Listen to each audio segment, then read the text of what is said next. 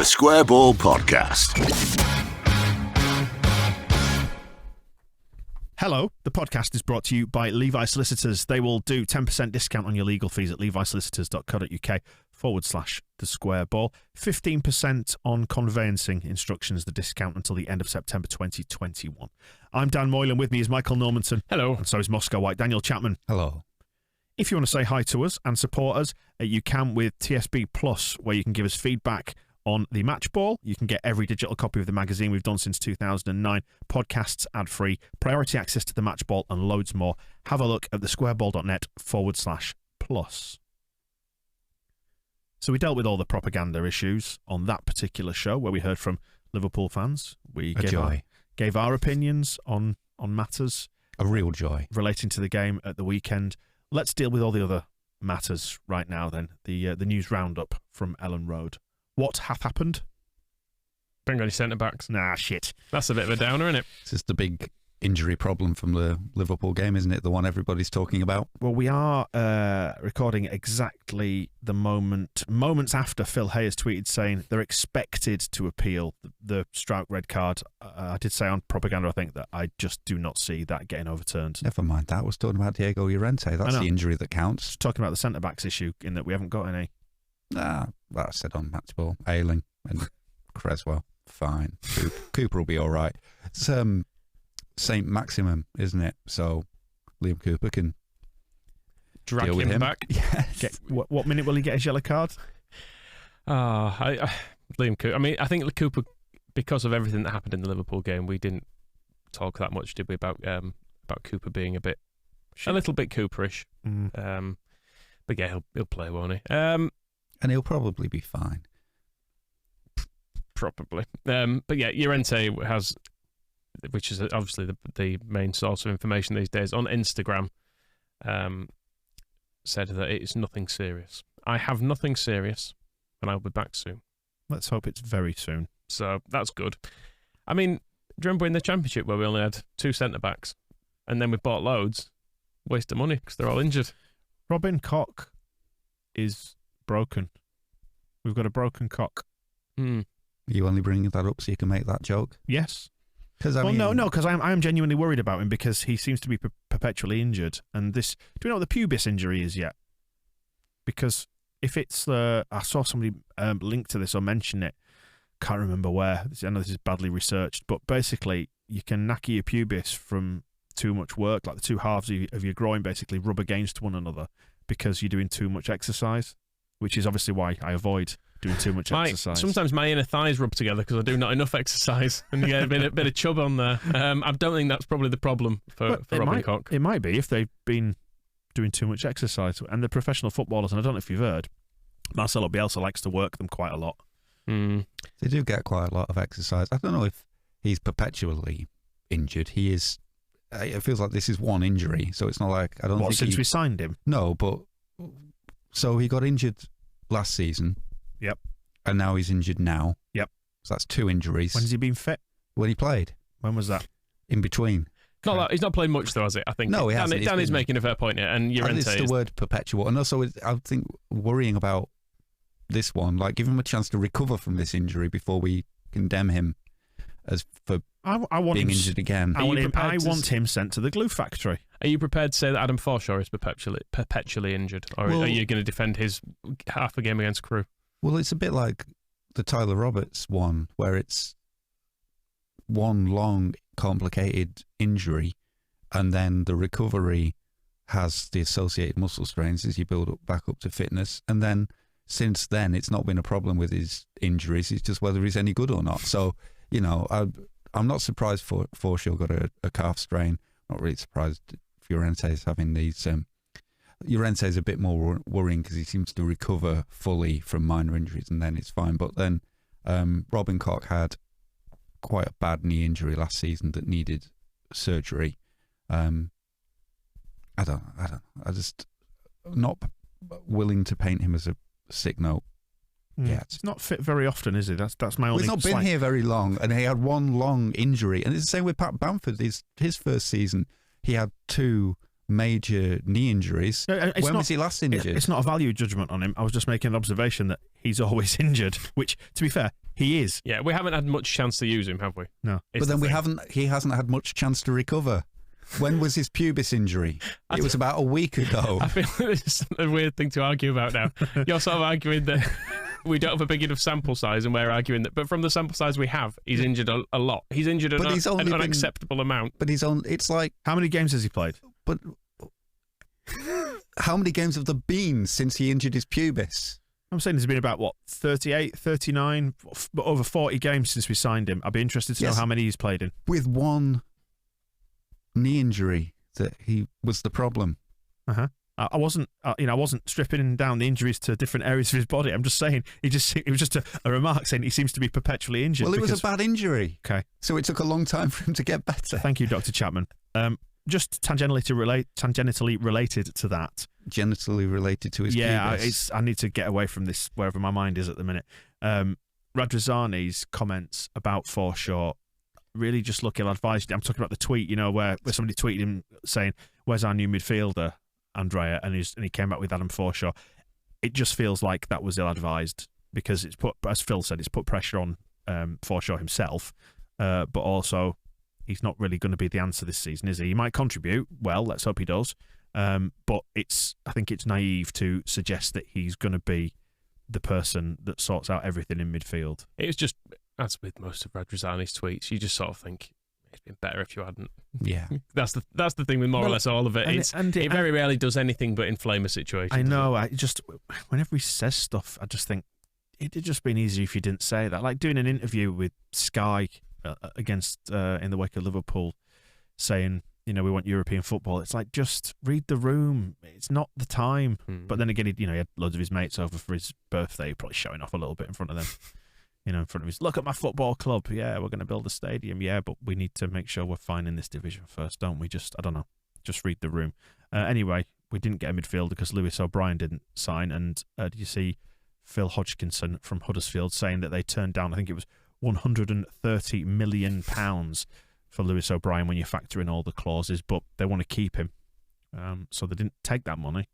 I think, well, he was saying that it wasn't really the amount, it was about the guaranteed amount and the structure of it, wasn't it? I think we wanted to pay it in installments and pay probably a fair chunk of it after he'd played so many games for us, and maybe after we'd stayed up and all this sort of stuff. And he went, nah, don't really fancy that. You can give us a load. If you want to give us like 30 million quid now, we might take it, but you're going to have to do better than spreading it out over the course of the next decade, which, is fair enough. There's probably a little bit of him playing to the crowd at Huddersfield as well with this, to say like, look, we look how good a job I am doing at keeping hold of him and not selling to Leeds. But they probably will eventually. He did also acknowledge that the player himself was quite keen on it.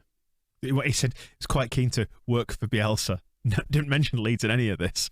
Like, everyone understands he wants to work with Bielsa, but no, they're going to go to Leeds. Can't talk about them up the A62. Pathetic club. Anyway, he's cracked on with it. Who knows? Do we go back from in January? Do we even care? I mean, do we know his injury record yet? Might be. I mean, he missed the start of the season with COVID, doesn't he? So he's got perpetual COVID. That's one of the conditions you can get from COVID. Pascal Struijk has said sorry. We know that. Does he mean it? God, so if you've been listening to propaganda, some of those Liverpool, one Liverpool clown in particular, I don't want to tar everybody with the same brush. But did Pascal Struijk send this message from jail? Perpetually incarcerated. Yes. It's all that he deserves. Yeah, in fairness, him and Harvey Elliott have both been the most reasonable people about this, haven't they? He said, obviously I didn't mean it and I'm really sorry. And Harvey Elliott said, obviously you didn't mean it and it's fine. Harvey Elliott noted for his sensible approach to social media throughout his young life. Yeah, he's had a few he's had a few missteps, hasn't he, that you can Perpetual missteps that you can look up if you should so wish. But he's 18 and he's likely an idiot, which is I guess forgivable in certain respects. I mean, with regards to the red card, I mean, enough has been said about it, but the injury itself, it's like, well, I like his pragmatism about this. It is the pragmatism that only comes with being 18 years old, where you go, oh, do you know what? Just another lad tried to get the ball off me. Bit of an accident. It's all right, because you're bulletproof when you're 18, aren't you? Well, Sonny on propaganda suggested that his life might be over. He said he's 18, his career's only just started, his life's only just started. And look at him now, cut down in the trenches like he's some fallen war hero. I mean, if I was Harvey Elliott, I would maybe look for the fans of my team to have a bit more faith in me than this, than just going, well, I guess that's it for him. Just claim the insurance and retire him now. But no, I'm going to fight and come back strong. Nope. You're never coming back from this. Sorry, Harvey. I just want to talk about Bielsa and his idea that everybody should take a pay cut, which is it's an interesting concept, and I think it's hard as football fans when you see the money that's in the game. And we on propaganda we ran through all the ridiculous transfer fees that Liverpool have paid over the last 5 years, which was £550 million they've spent on footballers in 5 years, which feels like quite a lot. Bielsa saying everyone should just be paid less. Well, he's got kind of a weird relationship to money as Bielsa, hasn't he? I've been saying this for years. I've said I don't want Leeds to get any richer. I just want everyone else to get poorer. The whole thing needs to just shrink down and be a lot more sensible and a lot more like a sport. And that's what Bielsa said. Essentially, he just said, "Can we all just calm down with this? Like it's big enough. There's more than enough money here. Why don't we just all take a little step back and enjoy it a bit more? Concentrate on making the game better," which is his stance, and calm down a bit is the perfect description of it. We said, my position is to pause the inflation of football, to play less, and so everything that's going wrong is all to make money. And it's an interesting situation, and he's right. And it's weird how football has backed itself into this corner where it's all hell-bent on making as much money as possible, but then who are the people who are really rich in football is all the players. And then there's kind of been hints at this. He's not doing too badly, though, I would say. But compared to what, let's take Reading as the example, where their wages to turnover ratio is something like 150%, and Barcelona have basically run themselves into the ground by giving all their money to Messi, and we're seeing gradual steps with even some of the Barcelona players like Piqué taking a pay cut so they can keep going. It almost reached a point where you're starting to get it from players where they're like, we don't actually need to be paid as much. Like this, we do this for less, but you've made all this money, so we're going to have it. It's kind of it's the story of football since 1992, really, where so much money started coming into the game, and then all the players said, well, we should have that. And then all the club owners realised that they don't actually have any power in this situation, because without the best players, their product is worthless. So they have to give all the money to the players, and now the players are just like, great, cheers. But it's not helped everybody. So I do agree with what you're saying, but it's never going to change. It's not going to go backwards, is it? I did think, though, that what you said about the way football's been marketed was quite interesting, and the way that it's being consumed. And we see, like, one of the interesting things that's come to our attention in the wake of this Liverpool thing is like the cult of Klopp, like, because you posted tweets that might have provoked a response from Liverpool fans, but a lot of it, the biggest response has come in the defence of Klopp, the person, rather than, I don't know, the game or Liverpool at all, because there's no criticism in there of Liverpool as an entity. It was a lot of praise, as I said on propaganda. I'm very impressed with the way that Virgil van Dijk and Mo Salah behaved, but it seems like Liverpool fans prefer Klopp. Like the FIFA generation very much caught up on like the FIFA Ultimate Team type way of assembling these mega teams, and it's all around the likes of personality. And you see what Ronaldo's done to Cristiano Ronaldo's done to the shirt sales at Manchester United. They've sold over many millions. Green and gold until we're sold. That's what I heard over a few months ago. But then they got Ronaldo back and Sancho, and it was fine now, isn't it? Yeah, great bunch of lads. To that point, I also tweeted over the weekend a video of Gordon Strachan talking about how there's no morals in football as a response to the fact that Ryan Giggs was in the director's box for Cristiano Ronaldo's debut, when I would think Giggs is maybe one of those people who, until his court cases are settled, you'd maybe keep a bit of distance from him and not putting him into positions of privilege and visibility the way that he was at the weekend. And one of the replies to that was somebody claiming that that only this ideas only apply if you put too much attention on the individual players and use them as role models. They're not role models, they're just footballers or sports people. And then they confidently said, I don't idolise any footballers. They had Cristiano Ronaldo as their Twitter avatar and also as their banner, so that seemed a little bit difficult for me to take that particular lesson from this person. But there does seem to be a lot of that devotion out there. This kind of everybody's hooking themselves to these one players, and the marketing that Bielsa's essentially saying that the way the game is marketed in that way is wrong. That the idea, and it relates to some of what we've said about socios lately, where the way we present it to people in the way we assume they will want it as 5-minute highlights or via socios, like you can vote to choose a playlist. You can vote for the washing powder in the laundry room. We think, oh, that's how the younger generation wants to watch football.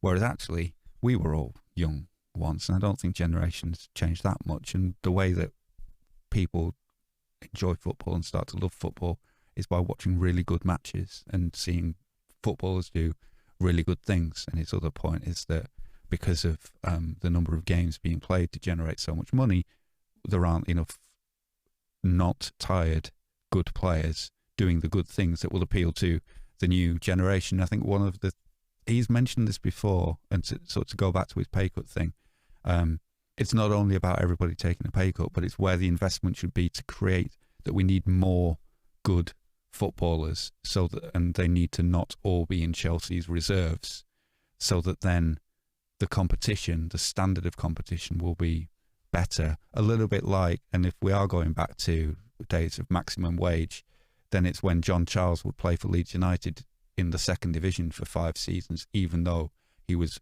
widely acknowledged as the best player in the world, because we could afford to keep him because it was a maximum wage. There was no benefit for him going to another club in the country. He wanted to play in the first division, but it was only an economic argument.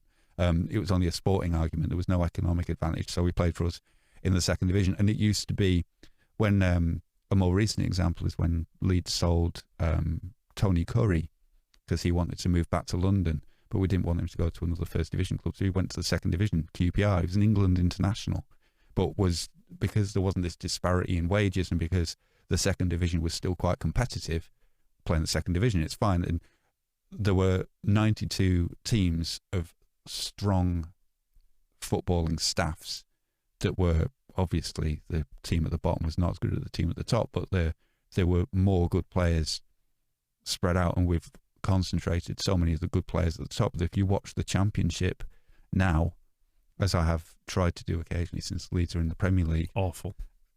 It's just that it doesn't help anybody that the Championship is so terrible. And his kind of idea is that instead of paying Lionel Messi or even Marcelo Bielsa as much money as we do, chop it all in half and start putting that money into grassroots football and training better footballers, and then also and hoarding them less, which will be easier achieved when there are more good players, because when there's that many good players, they have to start moving about. I think, it's fair to say with the John Charles stuff, there is a balance on it, because I see it as being quite horrendously unfair that John Charles wasn't paid more for having tens of thousands of people paying to watch him every week. You think, well, he probably does deserve like the majority of that, because the chances are if you were coming to watch Leeds at that point, you were really paying to watch John Charles.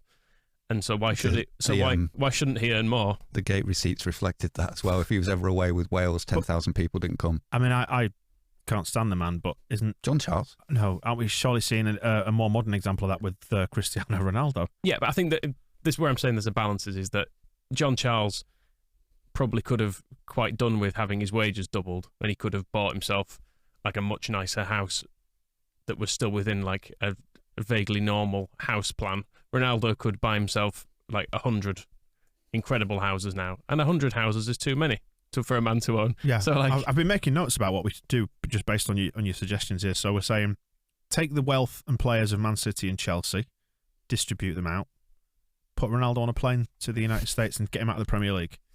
Are we going for that? That seems fair, and he could find himself in a big house in America. couldn't he? If he would be willing to go over there. Those would be good options. It's interesting when you talk about balance. There's never been a balance. It's still. I think football is in this state of flux, and that's why I think when you say it can never happen, it could, because the maximum wage was abolished. Jimmy Hill helped that happen, and then the way that control has moved, it was those gate receipts that could have gone to John Charles just went into directors' pockets, went into the club, and they all paid themselves. And then the players came and took that. And now there's kind of, with the whole, why was the Super League so desperate to happen? Because they've all got themselves into debt, paying these players far too much money.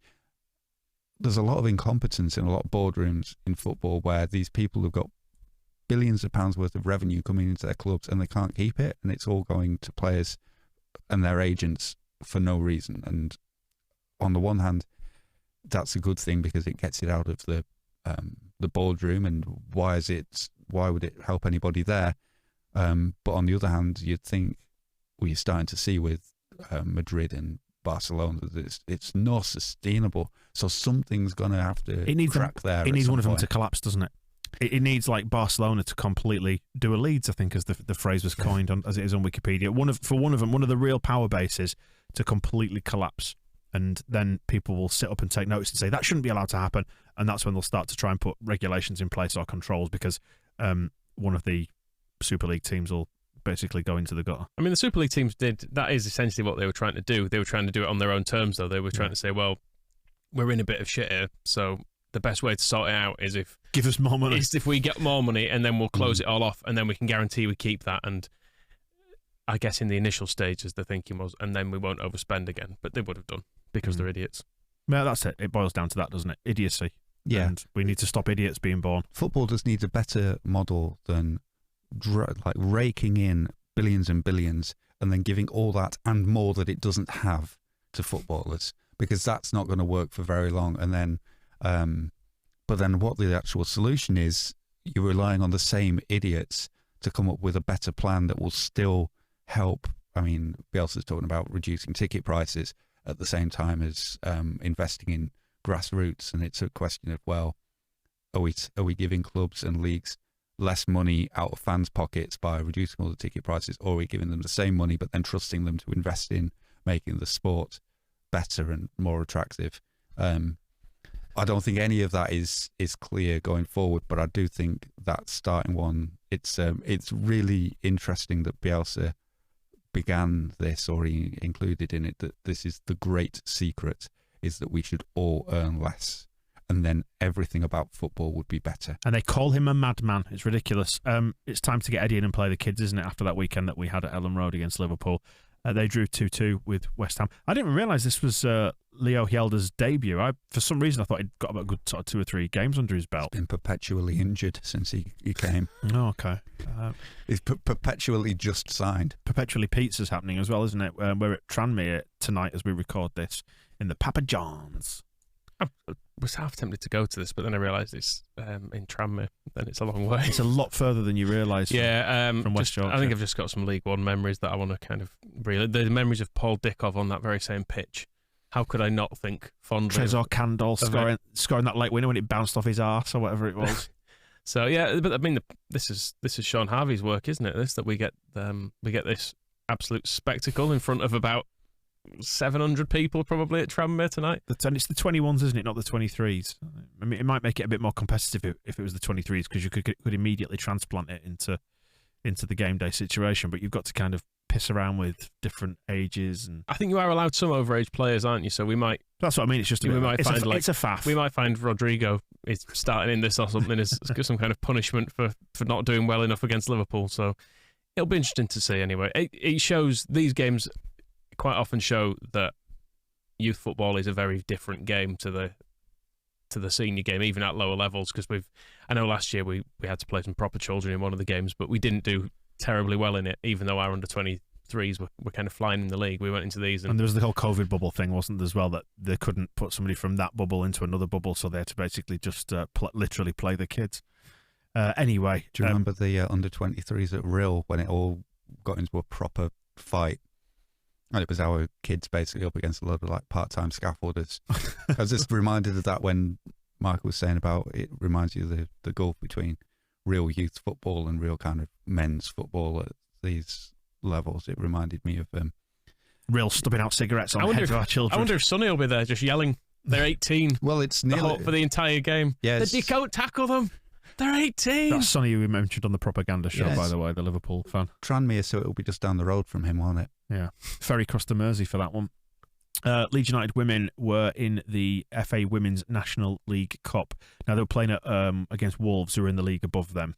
And we spoke to Olivia Smart, the left back, who we sponsor in the women's team. She was on the extra ball, which is dead good, and you should give that a listen if you are a subscriber. Or a watch as well. You can watch it on the website. She was saying it was going to be a tough one because they're in the league above, but the women's team are aspiring to get up to that division this season, and they are currently top of the league, so fingers crossed. Throwing good money after bad, sponsoring them, can't even put a cup run together. Pathetic. It's in keeping with the tradition of the men's team, though. Yeah, it was a 3-1 defeat away to Wolves, but Smart did take the corner that we scored from. So she does not seem to total take loss. much better corners than any of our first team. It is worth saying that they're always like pretty much right onto the 6-yard line. I don't know how she's so consistent with them when we see in a game Calvin, Dallas, Rafinha all just taking it in turns to hit him at the first man. It's kind of frustrating. She probably practices them. Is that how it works? Oh. Perpetual practice. Let's preview Newcastle now then, here on the Square Ball podcast. Friday night under the lights at St James's. First things first is, Michael, you're going to this, and what are we going to do about the match ball? I'll ring up. Get me on the phone, can't you? Technology. It'll be fine. I assume we'll answer. I'll have been drinking from about midday probably, so yeah, you might get a reasonable degree of sense out of me. We've got video now. Are you going to get your stupid drunken face on there? All close up and yeah, maybe. We'll see how terrible that actually looks at the time. I'm looking forward to it. It's been ages since I've been to an away game. You were a bit surprised to get a ticket, weren't you? Yeah, very surprised. Yeah, I had my usual 40 browser windows open that I've had. I had the same for Man U and Burnley, in fairness, and failed miserably. But yes, miraculously, one of them just let me in, and I was like, I'm going to get a ticket. Did you not know what to do? I'm going to actually go. I assume it's the stairs at Newcastle putting people off meant they were slightly easier to get. I think that my ticket says I'm on the 7th level, which I've forgotten about. I didn't even realise there's a Premier League rule, isn't there, that some of your seats have got to be pitch side for your away fans, but Newcastle have been given some sort of exception based on the ability to segregate fans or whatever it might be. They probably just can't be bothered trying to argue it with Mike Ashley. Just do what you want. Yeah. We had a meeting, but he was being sick in a fireplace. We couldn't continue. Does your ticket give you? Does it come with a voucher for punching one horse?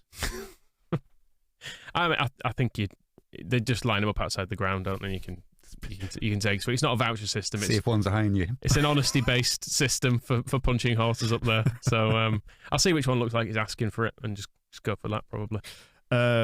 My Geordie mates, because I worked up there for a number of years, as you know, my Geordie mates all say it's a nailed-on 3 points for us, this one. They are more confident of us winning this game than we are, I think. That is probably safe to say, I think. I'm very confident, so... Why? I am also confident because we, at some point, will click this season. However, I was texted by Phil Hay this morning, who has instructed me to predict a defeat for Leeds just to try and flip the reverse jinx, get it going the other way. So I'm confident about this game, but I'm also confident we will lose 4-0 again. No, we'll be right, because Steve Bruce will still be there, and it's just... I genuinely don't understand why he hasn't quit yet. There's just nothing in it for him. But he's still just clinging on. Just resign. He didn't have a problem resigning when he was getting a better job before, wasn't he? When he was like Wigan manager for a week or whatever. He's like, oh no, I got another opportunity. And then he did it to Sheffield Wednesday as well, didn't he? He even delayed his start at Sheffield Wednesday because he wanted to go and watch cricket. So, and then he started, and then about a week later got a better offer and went, yeah. So I don't know. Not really unpack my stuff anyway. I might as well go. I don't know what's in it for him clinging on to this, even when at the weekend he was getting... he got very upset about being asked about going on holiday. The Chronicle had been urged by numerous fans to ask why Steve Bruce had been seen in Portugal during the international break, and he had a right. Have you seen his meltdown? No, I've not actually. I've seen his melting face, He's but never his meltdown. Banned one of the local journalists, haven't they, from the training ground and from pressers because of the questions. Didn't like the line of questioning. Go on. Do you think I really have to answer that to you? That's what the fans are asking, Skinnery. We've trained all week and we were in every day. Preparation was meticulous. Let me tell you. Stop. But it gets down to, and this is great. This is where you can tell he should have quit long before it got to this point. To have to answer questions like that is typical that a questioner would get of you in your newspaper. If I'm being brutally honest, that's why the fans are the way they are, the way you are, in your negativity in your newspaper. I mean, when that's... Sorry, everybody. When that's what the manager is saying, give up. Yeah. I mean, I've scribbled down just a little sort of chart here of people who are against one another. Fans are against Bruce. The fans are against Ashley. The club are against the Premier League. The fans are against the Premier League. Bruce is against Ashley, and Ashley's against Bruce. And then, you saw the statement that the Newcastle board put out defending their transfer policy against what the manager had been saying of it. None of it with a name on. They didn't name Steve Bruce, saying that they're contradicting what he's been saying. And nobody on the Newcastle board put their name on it, but it was an official Newcastle, like the most passive-aggressive statement. The Newcastle board have heard that certain people might not be happy about some of our transfer activity. Well, those people might remember in summer when they said it's absolutely delicious, but why are they all sticking around? I get why Mike Ashley is joyless, isn't it? Sticking around because he just wants to sell it for a profit, and in the meantime, he's running it like Cellino ran Leeds, where the training ground is basically down to the bare bones. So I love the description, and it feels like the ultimate Premier League indignity that they have a rehab room that is a converted toilet, and it still has the toilet in it. And I'm just picturing they've just stuck a bed in there next to a bog. It's like when you go on holiday abroad sometimes, and there's a random bit of like porcelain ware in a room that you're not quite sure where it's there, whether it's a toilet or a bidet or both, and there's like a bed in the corner as well. And that's their training ground. Yeah. And the whole thing is just an absolute hilarious catastrophe. What they're actually seeing as the end point to this catastrophe is those great bunch of lads from Saudi Arabia coming in and cleaning it all up, which is going to be that's going to be satisfying, is it? To be owned by them? I don't know. That'll just make everything worse. And I mean, I don't have a particular problem with Newcastle as a football club. I thought you were going to say Saudi Arabia then. I thought you were going to say I think they've done some really good stuff over the years. Like Jenny Alioski. And he's doing well. So I would not have a problem with a well-run, good Newcastle United. That would be fine. But it's difficult to root for them when all they seem to want is to sell themselves to Saudi Arabia, although I understand how Mike Ashley would drive you into unfortunate scenarios, wishing it would get better. Yeah. But then in the middle of it all is Steve Bruce and his injured strikers. So he's got Callum Wilson, who's quite good, but then he gets injured. So Joe Linton, who I think I read it right that Chris Hughton resigned because he didn't want them to sign Joe Linton. And then Steve Bruce came in and it was signed over his head. It's basically Mike Ashley seemed to want him, so spent all their money on him. And it was a lot. And like 45 million. And he's absolutely terrible. And that's why Chris Hughton was like, I'm not sticking around to have you just signing Joe Linton for no reason. Steve Bruce obviously doesn't have those particular issues. I can't get over the fact that he's not Joe Linton, and it still troubles me to this day. But that's by the by. Bruce is in. This is maybe a bit unfair on Bruce's managerial career, but he's essentially in the Hockaday position, isn't he? Of not really being able to complain because he knows essentially he's lucky to have a Premier League job, and so he ends up in this weird thing that, as Hockaday did, where he's like, I know this is all a mess, and I know I'm probably not even good enough to be doing this, but it's work, innit? But that's what I don't get, is why put yourself through? There is like a genuine compassionate side to this where he... You remember his great United side, don't you? When he played for him and Gary Pallister. Him and Pallister together at the back was just dreamy stuff. Yeah, beautiful. But why? Because he often complains about the abuse that he gets from fans and the things that people say about him, and he's got. Like he looks like Mrs. Doubtfire. And yes, for example, ugly fat mess. Any more examples we can Cabbage head and send to him? Cabbage head, yes. Someone threw a cabbage at him, didn't they, that time? But and I wouldn't like to hear any of that stuff said about me. But he's a very rich man who has that as his get out clause, and it must be horrible managing Newcastle. Horrible having all these people saying those things about you. It's not going to get any. What's he waiting for? Like, is Mike Ashley going to wake up December 31st? Going to go, tell you what, Steve, this window, all the players you want, let's buy them. But then he'd go to Steve and he'd go like, not really. Well, I've not really got any. You want name? You want names? Andrei Kanchelskis. I've got a son. He can probably. But no, you're absolutely right. I think what we're all kind of circling around here is that there's no plan and there's no joy. They're just, I think we described them as pointless, wasn't it, last week? And they're not a pointless club. I love Newcastle as an entity. I think the Premier League is miles better for having them in it.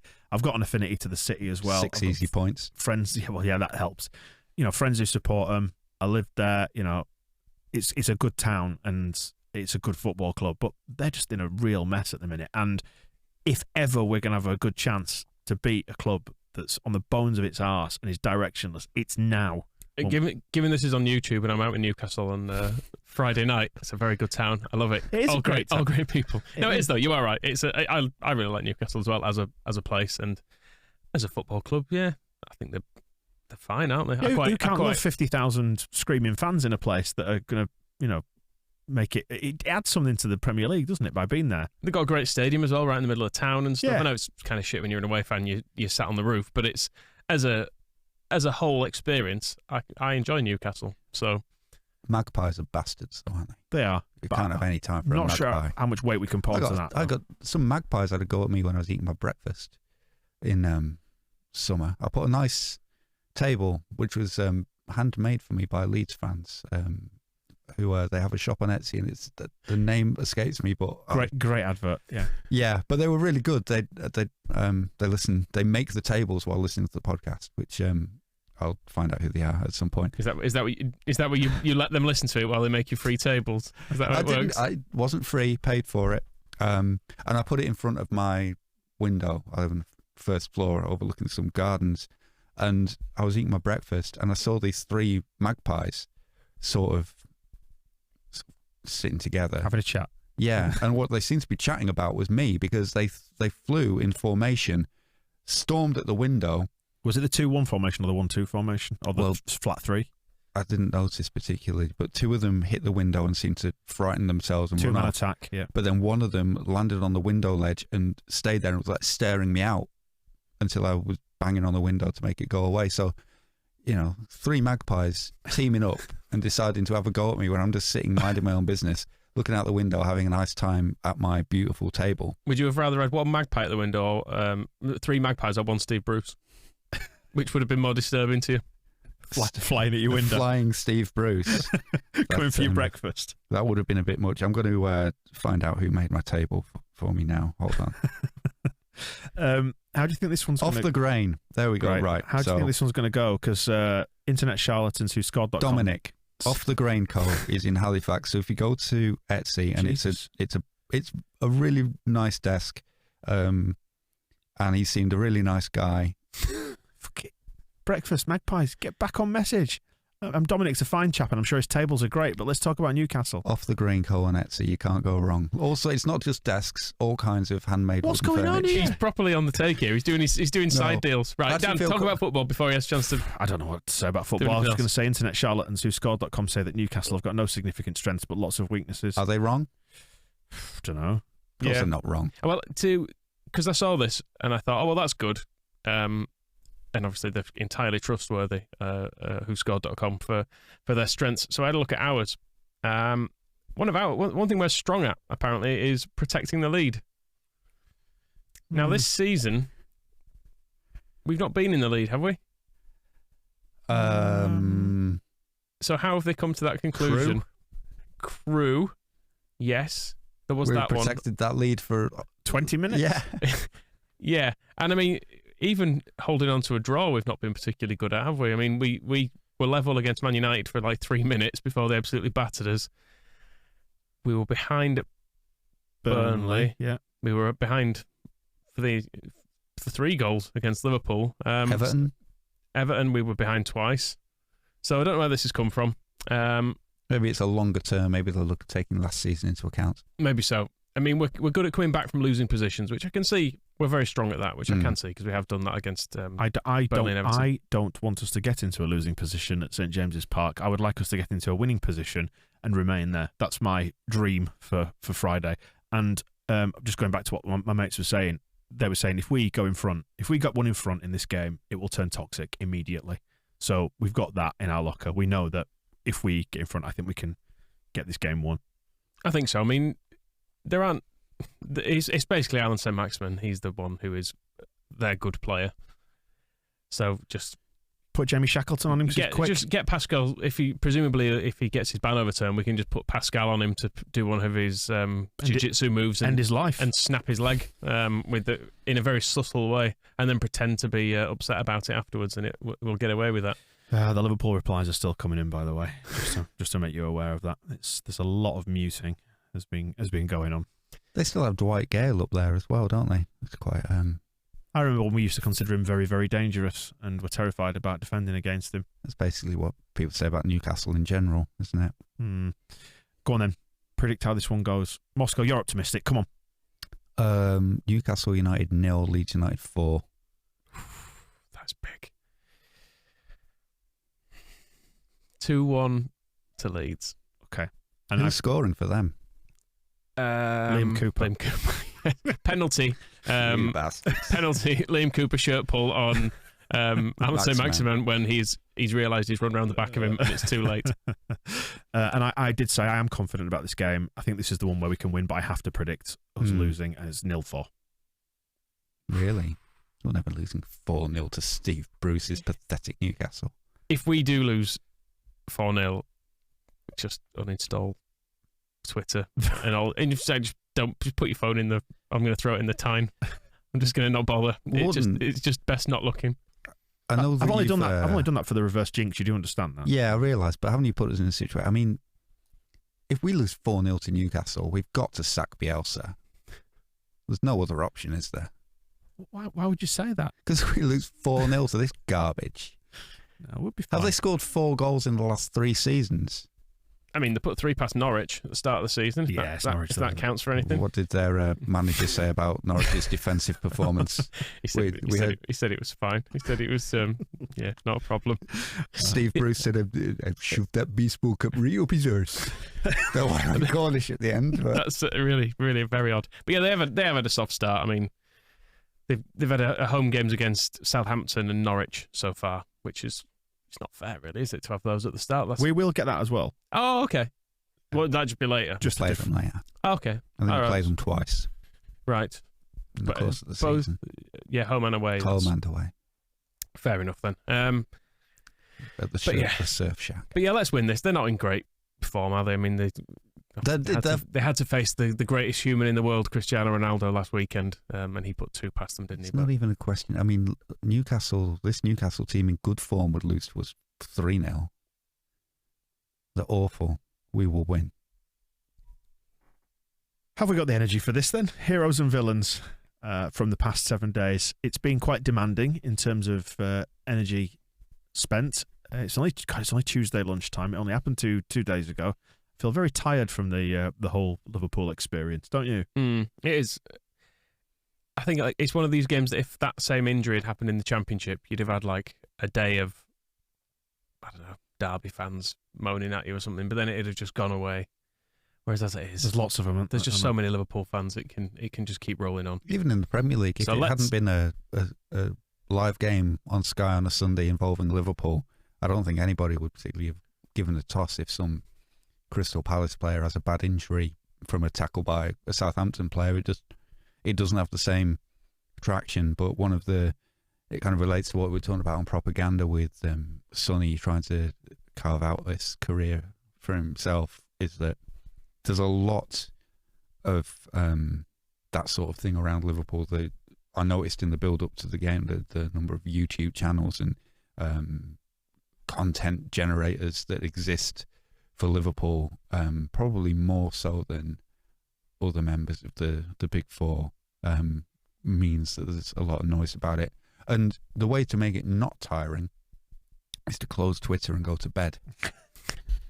I mean, I'm flicking through it now. You're tiring yourself out. They just keep coming. Should we get into Klopp then? I'm addicted to the dopamine hit. I need to stop it. I'm putting my phone down. Right, okay, here we go then. So let's make things better by going back to the same point again. Right, loads of people for the Ken Bates Villain of the Week award have nominated Jurgen Klopp, Lee, Adsham, Jimmy, Alex, Rowan, Spadge, Andrew Larkin, etc., etc., etc. It's got too many teeth. Moving on. Right. Pawson, referee. He listens to Jurgen Klopp too much. Mm-hmm. He does. I mean, the thing with to go back to Klopp for a second, the stuff he said to the BBC afterwards, when he said that when they asked him if he thought it was a red card, and they asked him if what he'd said to the referee was one of the questions that was asked as well, and he basically fudged the what had he said thing to say, oh, it doesn't matter now. Now is not the time. I don't want to talk about it, which is a classic politician's answer when you've done something that you shouldn't have done, and they go, well, let's not talk about that. Look, there's a bigger issue here at play. You know, at the end of the day, my actions are not to be looked at now. There's been the death of a young man, and we need to focus more. I don't know how he got into my bed on that. So yeah, that was the kind of get out for Klopp, wasn't it? Which was, I think, highlighted the point that everyone was making, which that basically he's no business to go run on the pitch and shout at a referee. No, there were reasons he could have been on the pitch to be looking after the injured player, all that kind of stuff. But that's where Craig Pawson's kind of villainy crosses over, because it needed, instead of going gently saying, "Oh, can you, yes, Jurgen, please go over here. My colleague, the fourth official, will be delighted to listen to your complaint." I don't know if there was ever a golden age of refereeing that we can look back to, but a strong referee would just have told him to get off the bloody pitch. I was trying to distill this into a single thought this morning. I was thinking on this exact same point, and it's just some sort of symptom of the whole system, the whole Premier League bubble, because it's so strongly branded. But they've got this pool of elite referees, they've got this pool of elite coaches. It is a closed system, isn't it? And they all know each other. Yeah. So I think what you're seeing is that kind of enacted out in the real world, like back in the olden days, so 20 years ago, let's say, it had a bit more free for all about it. It felt a little bit more like the referees were more independent of the Premier League as a whole, whereas it feels like the Premier League now, kind of, the referees are almost a filter through which the product is passed, if that makes sense. David Ellery, as a school teacher, is not such a peer and a friend of Jurgen Klopp as a manager, and would just tell him to get off.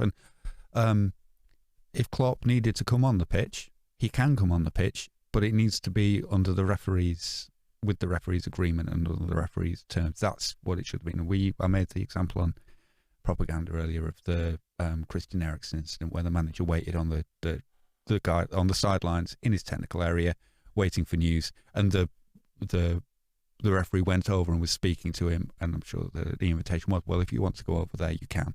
And I'm sure the referee in this situation, with it being such a serious injury to a player, would have said to Jurgen Klopp, well, if you need to come on the pitch, you can come on the pitch and make sure that your medical staff are looking after him.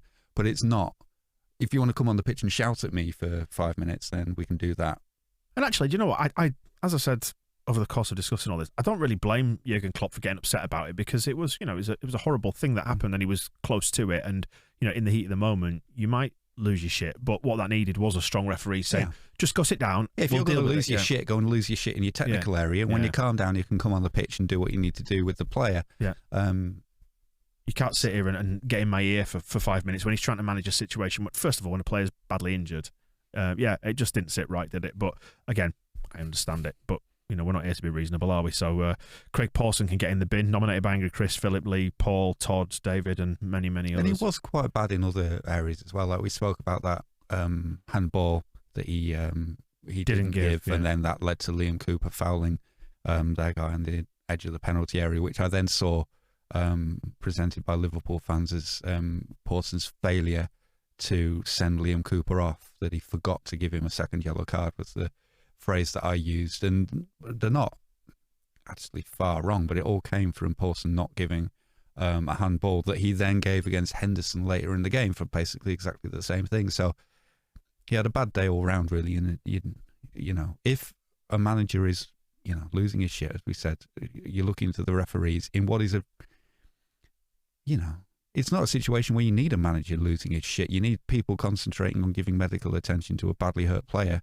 So you need some strength and some discipline around to keep Klopp under control. And as I outlined earlier, the Liverpool players were very good at it. And so that was the example to follow. Anyway, let's get more into Liverpool, because Anthony's, well, they're picked out for a variety of reasons, so we've kind of put them all under one umbrella here. But Anthony was annoyed at them being so good.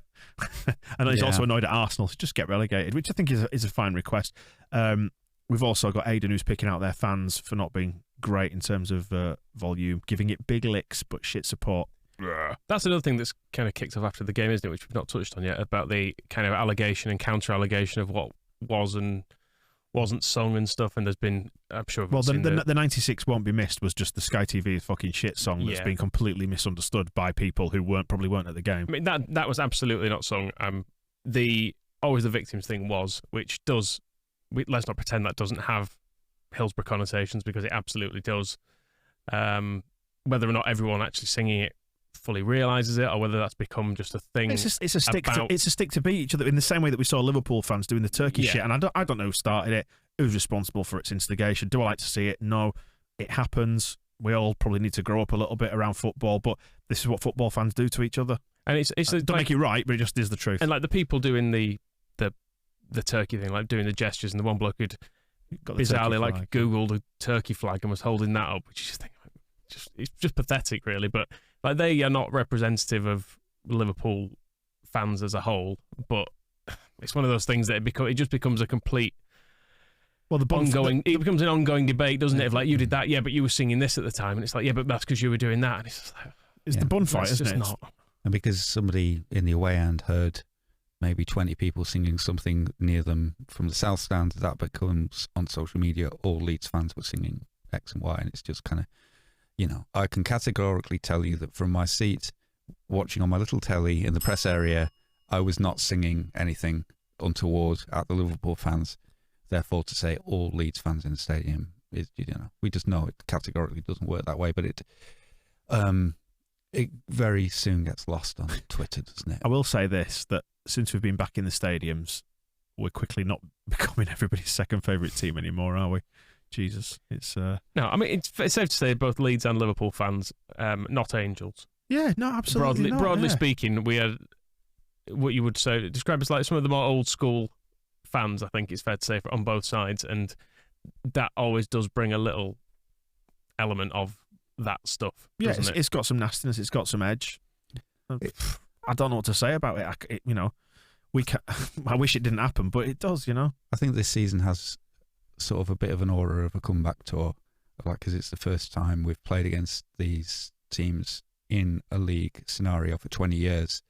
So a lot of people are kind of taking it back 20 years to kind of renew hostilities and rivalries from that time in the manner of probably 20 years even earlier. And I think this season may be a little bit of a tour of that nature, of teams coming here and those going to other clubs, and getting that kind of, I don't know, renewal of old friendships, shall we say. And maybe once this season's over and kind of all the steam has kind of been let out of that, we've been waiting for this for 20 years to sing these songs and have these scraps, then possibly after that it'll kind of cool off a little bit when it becomes a little bit more routine and normal. I mean, because we always use the example from the League One and Championship days that even Millwall seems to get bored of doing the Turkey stuff eventually, where it's kind of, it almost became like just like a bit of a pantomime where it's like, it's a bad taste pantomime. We're going to do this and then you do that. Remember we did it last season? Yeah. Whereas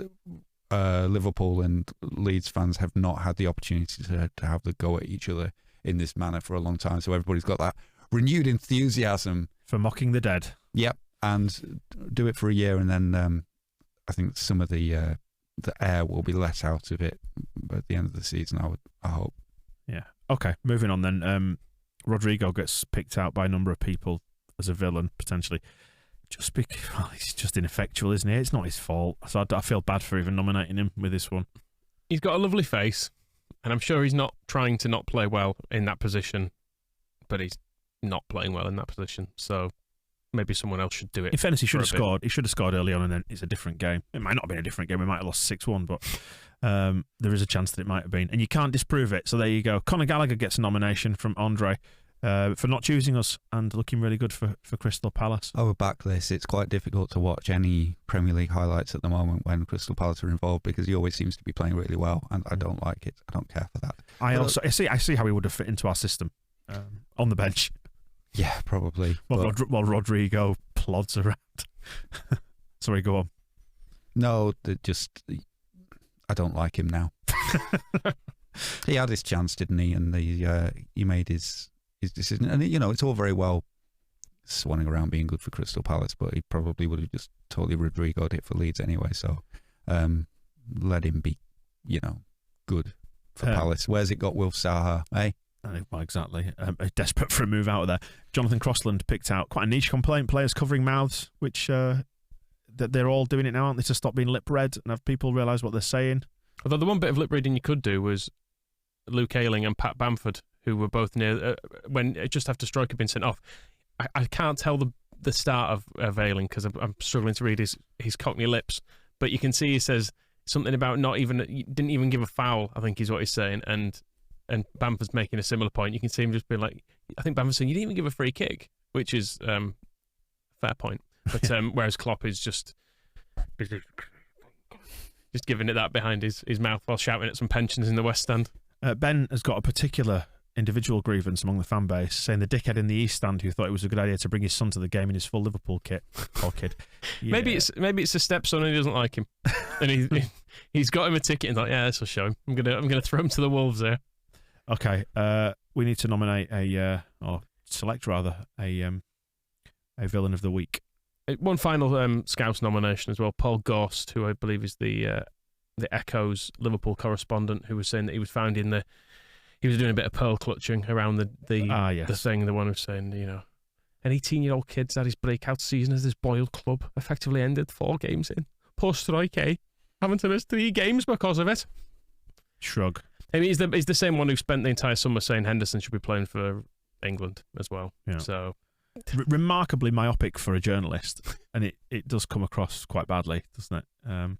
Again, talking about like the attention economy and that sort of stuff, he's almost indulging in that, and you'd think, come on, rise above that, pal. But anyway. Should we give it to Klopp then? Yeah, I mean, I sort of understand his reaction to it, but on the other hand, I'm not a Liverpool fan. We're not here to appease Jurgen Klopp, are we? I did like Lee's point as well of saying Klopp going wild after he'd already been sent off as well. It's like, well, what more? What do you want him? What more do you want him to have done? Like, this is why I think this is partly what I was saying in propaganda, was that it felt like a build-up of Klopp's frustrations of the season thus far of his players being treated badly. That all of a sudden he was like, he wanted the whole league sorting out within this sort of within this 3-minute period. Yeah. It's like, well, this is just one accidental thing that happened, and you need to calm down. And related to that is him then going on the BBC and saying, now is not the time for me to discuss that, when actually that was the time to discuss it. Yelling in the ear of the 4th official about all your grievances about the changes to the refereeing and new rulings of how the game is going to be officiated will do nothing. Perhaps a broadcast interview where you can speak to a wider audience than this one poor bloke is the time to then say, well, I think this has come about because of this, this and this. It'd be wrong, but it would be a better platform for his views than the poor sod who had all those teeth in his ear. And put your glasses back on, it looks weird. I just wish Mateusz Klich had been there to calm things down with a nice cold bottle of water down the back, because that always helps things, doesn't it, when he does that? Now picturing like nicking a medic's jacket and going in to treat Harvey Elliott. Oh, I'm a doctor, don't worry. Haha, break the other one. Giving gas to all the opposition players and stuff. Anyway, the Gaetano Berardi Hero of the Week award then. This one is not related to all that stuff. It's a bit of a left field one from Angry Chris, who is ignoring the football, but on the Sky coverage just before half-time, he did see a young lad in the crowd who was troughing down on a Yorkshire pudding. Which do we sell Yorkshire puddings in the ground, or is that brought from home? Well, they've started tweaking some of the concessions, haven't they? Like, I think within the East Stand of like La Milanese Bottega, whatever it's called. Bottega Milanese. That's the one, the posh coffee people from town. They've got an outlet now in the East Stand, and it seems to be more sort of local. We still love your lanes. A little bit more. But Bottega's good as well. He's at it today, isn't he? Filthy. Constant. He's going to reveal a Pizza Hut T-shirt in a minute or something. He's going to wear it for the last 5 minutes. Yeah, there are loads of different concessions. That's all I had to say on that. Right, our medical team given a nod by a number of people, Lee and Chris among them, for doing the hard work, and it was picked out, wasn't it, by the Liverpool medical staff. Said thank you to Rob Price and his team for getting straight in there and straight involved in it. Although doesn't know Rob Price's work, does he? Said Rob Price and his team treated him exactly as they treat one of their own. Well, we're expecting him to make a very rapid recovery, just like Adam Forshaw. The Butcher of Beeston, etc., etc. I mean, I don't know how I feel about this, but Pascal Stroik's been nominated by a number of people. Philip, Anthony, Tom Cole, Alex, Ben. Is it right to put him up as a hero? No. It's worth saying no one has nominated him, because people do give their reasons for nominations. No one has said because he broke that little rat's leg in half. Everyone has said because he didn't deserve it, and it was sympathy. He was playing well, and it must be a bad thing to have actually done to someone. Well, admittedly, it's not as bad as having your ankle snapped. Still feels a bit. Still feels like a bit misplaced. You can feel a degree of sympathy for him, as I think Virgil van Dijk did, was when he was a bit like, "Oh, shit, mate." You could see a lot of what you've done. A number of the Liverpool players were kind of going over and putting their arm on him and saying like, "Oh, don't worry about it. Just walk away." Like when Son broke that Everton player's leg and looked like he was gonna just retire from the game at that point, because he was like, I can't believe I've done this, was the clear look on his face. Horrified. But then the difference then was, and as we flagged up before, that he did have a lot of Everton players steaming in trying to take his head off, which was always which is where I respected Van Dijk's reaction. But I think with Pascal Stroik as a hero this week is one of the things you characterise it as difficult to sell. Yeah. It's going to be, it would be hard to... Talking earlier on about... take the award down to him. Talking about Radrazani not necessarily always reading the room well. Yeah. This is not going to happen, is it? We said, oh no, it's not for that. T-shirts at the next game with his face on. Yeah, well... Justice for Pascal. That's a different... all that sort of stuff. That is a different discussion, isn't it? Right, let's talk about Calvin Phillips, because he's got probably the biggest weight of nominations. Roger, Aiden, Jacob, Jonathan, Rowan, Paul, etc. Nominating him for being good. One of the few players who can basically come off that pitch with his head held high. I mean, Phil actually did nominate him for being a villain for essentially the same reason, saying just to highlight how good he was when Rafinha was doing the decent thing and good luck in your Champions League campaign next season, and not particularly showing that. So in a bid to stop himself being sold, whereas Calvin was there showing off, wasn't he, in the midfield and looking dead good. There was a nomination for Alioski as well. Are we missing him? I would have said he'd probably done an equally as good a job as Firpo on the weekend. Although, like, reading some of the comments like on Wacko and just on Twitter and stuff, Firpo was in a difficult situation that he was up against Salah and did a reasonable job at times. Yeah, I mean, he's new to the club. He had COVID like last week, and then he has to play... He was injured in pre-season. And then he has to play arguably like perpetually injured, isn't he? The best winger in the Premier League has ever seen. So it's a tough ask. And I think with Alioski, there's a lot of... Because things aren't going well, there's a slight revisionism about him where people are going, he'd have been fine, wouldn't he? Was actually what we'd have probably been saying. I mean, he got tore apart against Brighton, so it's kind of, would he necessarily have been absolutely 100% good against Salah? Yeah. No. And was Firpo 100% terrible? No, I think he was, he struggled with him, particularly in the early stages, got better. I think he looked decent going forward. But again, we weren't getting much change out of Liverpool's fullbacks because they're brilliant. Their attackers are brilliant. Midfielders are brilliant. It was a difficult game for him to shine. He's still been nominated for heroship, though, which again feels like a difficult sell. Yeah, I wouldn't say he was a hero. I'd say he was fine. He did okay.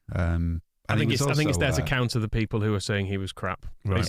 People are like trying to help him out here, I think. Well, and also he was very quickly on the scene to I've even forgotten his name. Elliot. I mean, the Liverpool fans don't think he'll ever play again, so I don't know why I have to remember his name.